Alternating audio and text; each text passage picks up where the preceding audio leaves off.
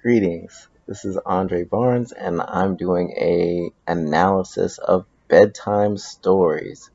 They're real loud stories that are based on fables and short stories that are adapted by different authors. The author that I would like to review today is Jamie Elder. Now, the two stories by Jamie Elder that I'd like to review are Carrots, Prince Carrots, and the Magic Doll. Prince Carrots is about a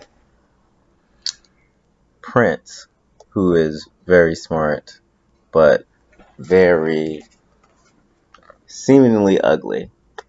His features were not symmetrical, so his nose was too long, his face was too wide, and his mouth was way too large.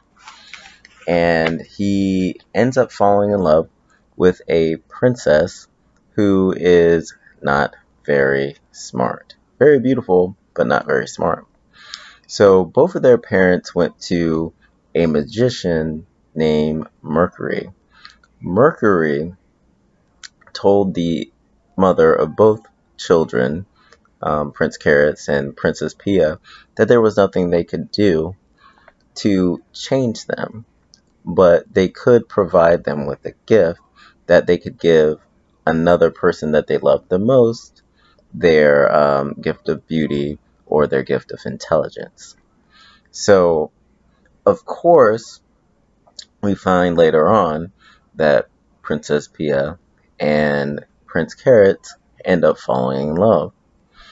But what I thought was interesting, being one that's been trained in foreshadowing, that it didn't happen through the means that we usually see in fairy tales and short stories for children. Magic was not the catalyst of how the problem was solved. The actions of the protagonists, Princess Pia and Prince Carrot, is what drove the solution to their problem.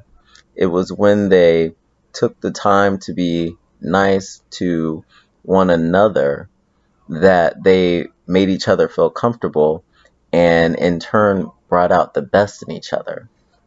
So, the way I would use this story in my classroom is to teach students that if they are kind to one another, that they can bring out the best in each other.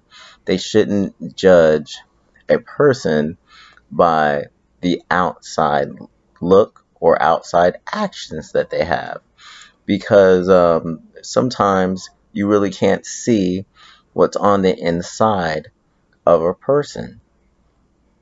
And if you're kind to them, you might draw it out. So I would give examples of how Prince Carrot would listen to Princess Pia, even though she had repeated a story 10 or 15 or 20 times. He never rolled his eyes and he was never disrespectful to her. And as he kept doing that, she became more confident in what she was saying and she began to remember things, which was something that she couldn't do before. I think the illustrations for Prince Carrots were not really helpful. The students would need to be advanced readers because the illustrations kind of skip a page because the story is meant to be read aloud. But if you have younger readers that are using the illustrations to really get the meaning or understanding or the direction of the story, it's really not going to help them and it may confuse them. And it will definitely take longer to read with younger readers because they'll have a lot of questions. I think a strength of this book is that its use of vocabulary. And since this book is to be read aloud, it is an excellent tool for students that are learning to read to hear different words. But I think a weakness is also the vocabulary, because if you're teaching students how to read, the illustrations aren't there. It's in like a short story form, so the words are not spaced out, they're not in big letters. So if you're trying to teach young readers how to read, this is not the book for you.